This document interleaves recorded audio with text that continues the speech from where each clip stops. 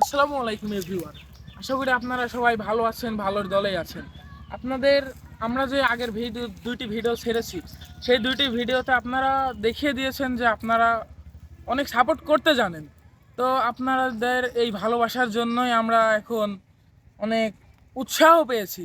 এই জন্য আমরা আরেকটি ভিডিও করতে চলে এসেছি পাকুড়িয়া গ্রামের একটি ঐতিহ্যবাহী বাঁশঝাড় যেটাকে বলা হয়। সেই বাঁশঝাড়ে আজকে আপনাদের দেখাতে যাচ্ছি যে বাঁশঝাড়টি সাধারণত কেমন হয়। আসলে শহরে থেকে তো সাধারণত বাঁশঝাড়টি দেখা যায় না।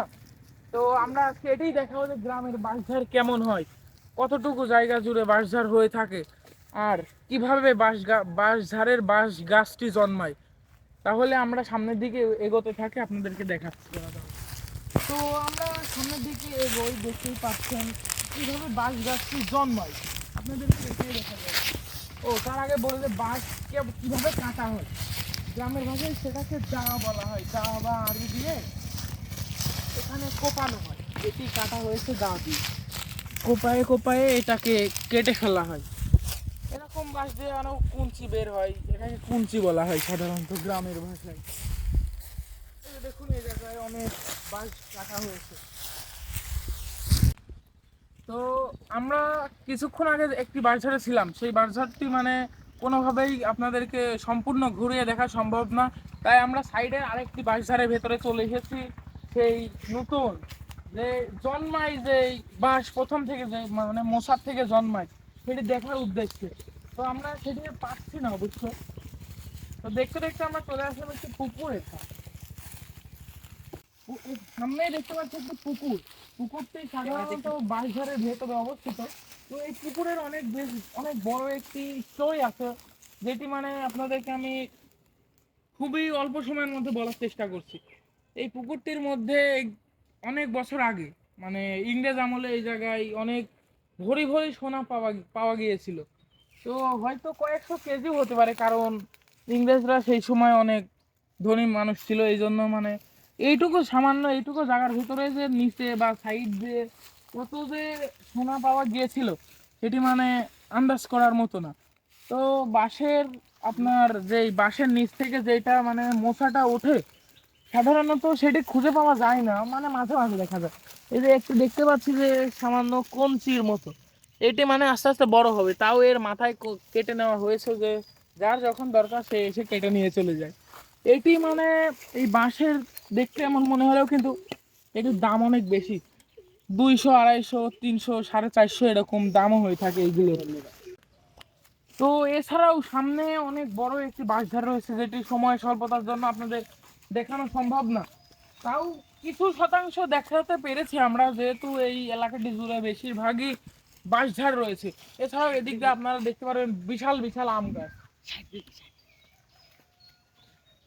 এর মধ্যে দুইটি বড় বড় তাল গাছ রয়েছে।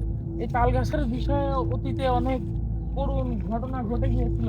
তো সেই ঘটনাটি আমরা আমাদের দাদা এবং তার মানে বন্ধুদের থেকে তারা আস্তে আস্তে অতীত থেকে ঘটনাটি শেয়ার করতে আস্তে আস্তে আমরাও এই ঘটনাটি শুনেছি। তো আপনাদেরকে সামনে এগোতে এগোতে এই ঘটনাটি শেয়ার করছি। তো সাধারণত এই তাল গাছটিতে সে দেখেছিল এমন একটি মানুষের থেকে শোনা একটি ঘটনা আমরা আপনাদের সামনে এখন শেয়ার করতে যাচ্ছি।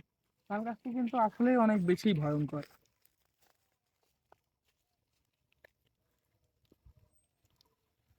তো আমরা এর ঘটনাটি যার থেকে শুনেছি, আমি তার ভাষায় বলার চেষ্টা করছি। সে গ্রামের মানুষদের কত কষ্ট করে টাকাটা ইনকাম করে, সেটা আপনারা যদি গ্রামে থেকে থাকেন তাহলে অবশ্যই বুঝতে পারবেন। তার বাদে অবশ্যই আপনারা সহজেই বুঝতে পারবেন না যদি আপনারা শহরে থেকে থাকেন।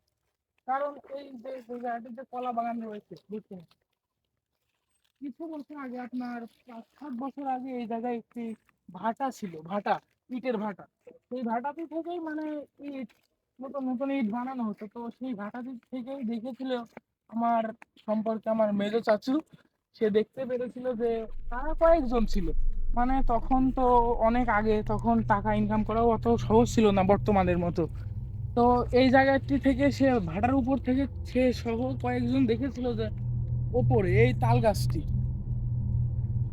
এই তাল গাছটিতে দেখতে পাচ্ছিল যে সাদা জুব্বা বা সাদা পাঞ্জাবি, সাদা টুপি পরা ফর্সা একটা মানুষ সাদা দাঁড়িয়ে আছে, এরকম একটি মানুষ। সে বিশাল বড় একটি মানুষ ছিল, কিন্তু সে দেখতে পাচ্ছিল যে রাত তখন প্রায় আপনার 1টা 2টা 12টা এরকম বাজবে। তো সেই সময় দেখতে পাচ্ছিল যে নিচ থেকে একটি বিশাল আকৃতির একটি অবয়ব এই জায়গাটি থেকে তারা দেখেছিল যে গাছের দিকে উঠে যাচ্ছে, উপরের দিকে উঠে যাচ্ছে। তো এটি দেখে তারা, সাধারণত গ্রামের মানুষের তো অনেক বেশি সাহস থাকে, আপনারা অবশ্যই জানেন। তো তাদের দেখে অবশ্য কিছু মনে হয়েছিল না, কিন্তু তারা এই ঘটনাটি আস্তে আস্তে শেয়ার করছিল। এই ঘটনাটি আমি নিয়েছি আমার এই মেজো শাশুর থেকে। তো তার থেকে আমি এই ঘটনাটি শুনেছি। তারা যেই সময় এটি করেছিল, ঘটনাটি সাধারণত এই পাকুড়িয়া গ্রামে সবাই জানে অবশ্য, যারা একটু মানে বয়স্ক মানুষ। তো সেদিন আমরা এই জায়গায় একটি আঙ্কেল কাজ করতে লেগেছিল, তো তাকে জিজ্ঞাসা করলাম। তো সে এই সত্যতা জানার জন্য আমরা যখন জিজ্ঞাসা করি, তখন সে বলে যে আসলে এই ঘটনাটি সত্য। তো এই বলে আজকের ঘটনাটি আমরা শেষ করতে যাচ্ছি। এছাড়াও আজকে আমার সাথে ছিল এই যে সাফল্য, এছাড়াও ক্যামেরাম্যান ছিল মোবারক হোসেন, তার মুখ দেখানো সম্ভব না। আরেকজন ছিল শাফিন খন্দকার রকি, তার বাড়ির কোনো গুরুত্বপূর্ণ কাজ থাকার কারণে সে চলে গিয়েছে।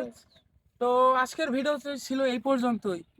আপনারা সবাই লাইক করবেন, কমেন্ট করবেন, সাবস্ক্রাইব করবেন, শেয়ার করে আমাদের পাশেই থাকবেন। আসসালামু আলাইকুম। আসসালামু আলাইকুম।